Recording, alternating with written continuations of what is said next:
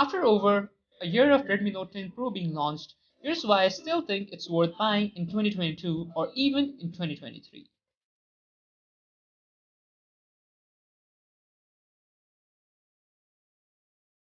Here in this video, we'll be doing a short review on Redmi Note 10 Pro, and we'll also be comparing it with Redmi's latest series and Redmi 11 series, and also we'll find out if it's worth upgrading or not.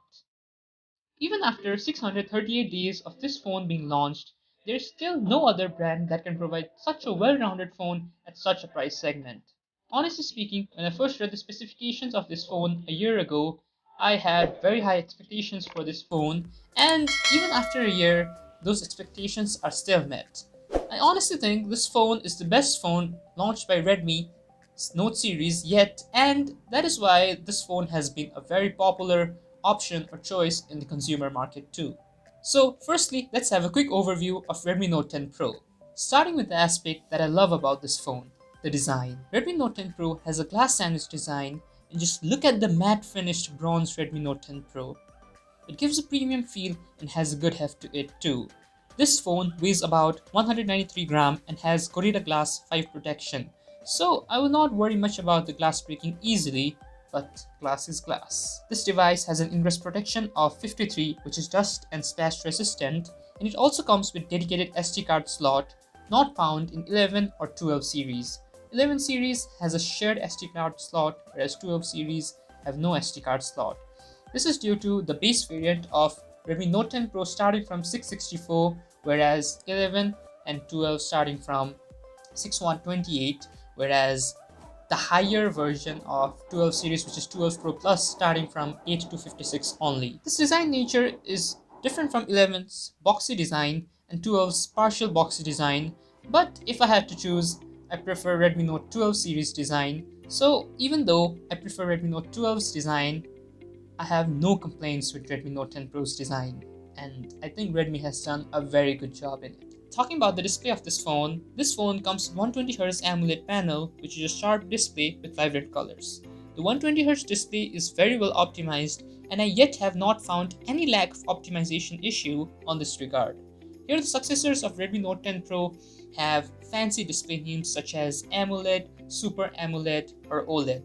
Now, this does not mean that the Redmi Note 12 series have the same display as Redmi Note 10 Pro, because Redmi Note 12 series has HDR10 Plus display, whereas Redmi Note 10 Pro has only HDR10 display. All three of these displays have the same pixels per inch, the PPI. So the sharpness is not going to be any much different in all three phones, but as 12 Pro has a bit superior display, it will have good color accuracy and pleasurable viewing angles, but not that big of a difference than Redmi Note 10 Pro.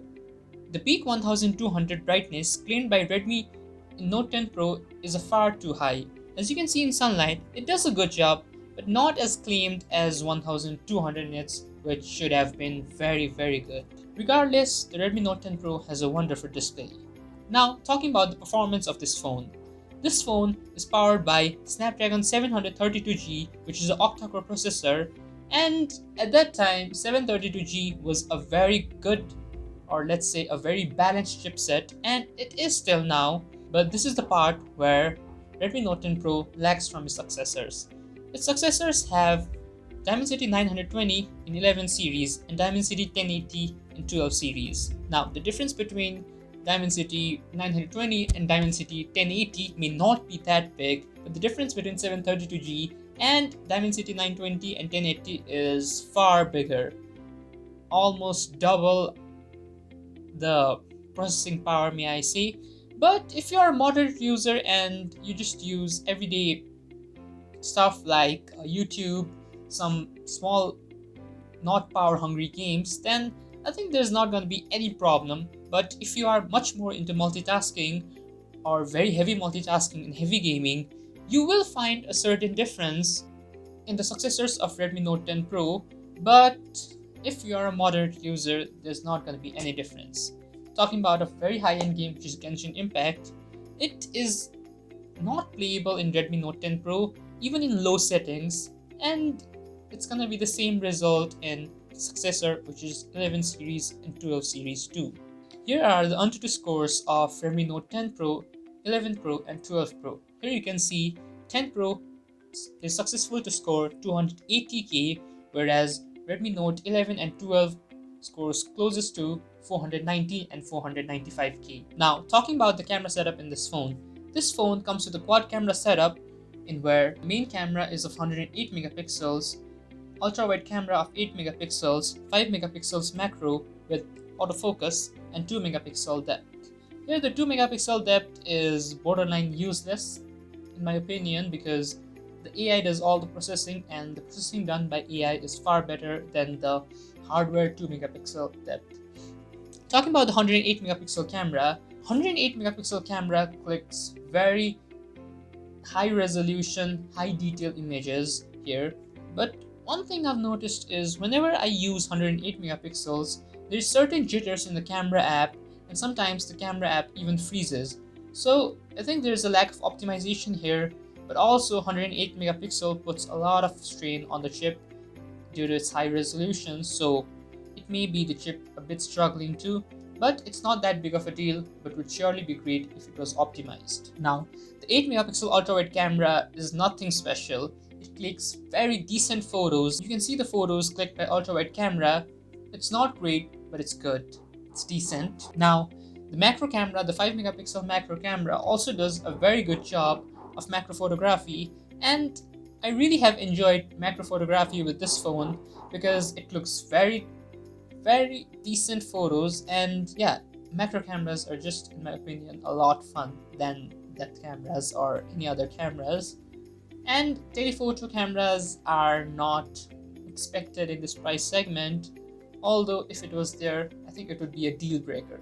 Now, in this camera department, I believe Redmi Note 10 Pro has an upper hand from its successors. Its successors have a triple camera setup of 108 megapixel, 8 megapixel, and 2 megapixel, whereas 12 has 200 megapixel, 8 megapixel, and 2 megapixel. Here, the higher resolution simply does not mean better photos. Higher resolution just means it captures a bit more detail than the 108 megapixel camera. But if you don't zoom in and look pixel per pixel, I think you can hardly find any difference in these cameras. I think 108 megapixels is more than sufficient. Now moving on to ultra-wide cameras, personally in my opinion, all the 10, 11 and 12 series have same ultra-wide camera of 8 megapixels, and there is honestly no difference in the ultra-wide camera of all these phones. And what the 11 Pro and 12 Pro lacks is a good quality macro camera. Both of them have 2 megapixel macro camera compared to Redmi Note 10 Pro's 5 megapixel camera. So from my tests, it is very clear that the 10 Pro has a better camera setup. Now talking about the selfie camera, Redmi Note 10 Pro, after over processors, all have 16 megapixel camera.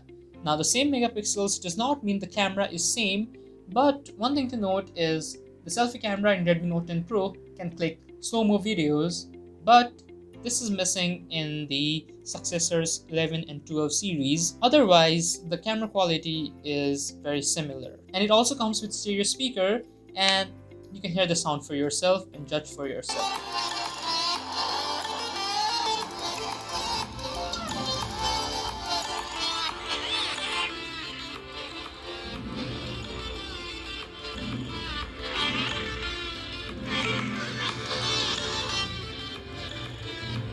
Talking about Bluetooth, Redmi Note 10 Pro has 5.1 Bluetooth connection, whereas Redmi Note 11 and 12 have 5.2, but I don't think that's again a deal breaker or deal changing. Now, one thing that might affect the buyers is Redmi Note 10 Pro does not come in 5G in global variant, whereas 11 Pro and 12 Pro come in 5G in global variants too. The fingerprint is side mounted in Redmi Note 10 Pro, and the fingerprint is honestly very good. Although I would have preferred optical, but it's still satisfactory and it's very good. And the fingerprint timing or the delay is very low. And I think Redmi has done a very good job in this too. And side mounted is found in 11 and 12 too, so there's no difference in that. Now, talking about the battery of Redmi Note 10 Pro, it has a 5020 mAh battery with 33 watts of fast charging. Now, the battery life is very fantastic in this phone, and its successors compared to it have very high, faster charging, but honestly for me, I prefer 33 or 67 watt rather than 120 watt or 210 watt. Even though 120 watt or 210 watt may charge at a faster speed, I would still think, even with all those cooling systems and everything, I would still prefer 67 or 33 because I think it's kind of balanced. And as I've said in my previous videos, even though with all these coolings or everything, one small mistake and your phone is just a second away from a blast, even though that's a very rare case, but I think I would like to stick with the safer option of 67 or 33 watt, which is plenty enough as 67 watt can charge in 30 minutes from 0 to 100 and 33 can take around 59 minutes, but I think that's plenty sufficient for me. All three of these devices come with USB Type-C, 2.0, USB on the go, all have accelerometer, compass, virtual proximity sensor, all of them have NFCs, and all of the needed stuff. The haptics is also good in Redmi Note 10 Pro, and I have nothing there to complain about too. So now moving on the key points. The key point between Redmi Note 10 Pro and its successors is simply performance. Redmi Note 10 Pro has an inferior chip compared to its successors, which is Redmi Note 11 Pro and Redmi Note 12 Pro. If you're a moderate user, then personally I would not think you would find any difference or much of a gap between Redmi Note 10 Pro and 11 Pro. But if you do heavy multitasking or more than average multitasking, then I think some differences will be shown there too. But as a moderate user myself, I have not found any problem in 732G chipset, and it has been a smooth sail for me too. In the heavy demanding games such as Genshin Impact, 732G is not able to perform good even in the lowest setting. Now, this is going to be the same case in Dimensity 920 or Dimensity 1082 because all these chips are made to be mid-range rather than flagship, and the performance is not going to be that good in higher demanding games, even though the chipset is a lot better than 10 Pro. Now, even after 638 days of this phone being launched, there has not been much of a problem in any sector of this phone, any significant problem still now. So that's why I think this phone is still a very well-rounded phone and very applicable phone till this day. Redmi Note 10 Pro is set to get Android 13 support too, so you're also good in the software part. Redmi Note 8 Pro is still getting Android 13, that means Redmi Note 10 Pro may also get Android 14 too. Now, compared to the 12 series or 11 series, Redmi Note 10 Pro is not really much different. There's only small gaps. Like if you compare Redmi Note 9 Pro and Redmi Note 10 Pro, there is a huge difference in it, in both of them. And if you probably have a Redmi Note 9 Pro right now, I would probably recommend you to buy Redmi Note 12 Pro if you're looking for a new phone. But if you have anything which is Redmi Note 10 Pro or higher, I would personally not suggest you to buy Redmi Note 12 Pro. It is better, but it's not worth the price cap. Now, you can buy Redmi Note 10 Pro for $230, whereas Redmi Note 11 or 12 for over $100 the price. And for that price cap, I still think it's not justifiable for you to get Redmi Note 12 or 11 Pro rather than Redmi Note 10 Pro.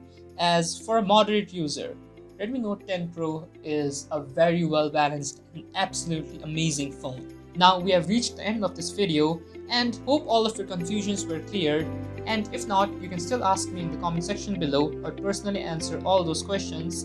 And if you enjoyed the video, give it a like, subscribe and comment, and see you on the next one.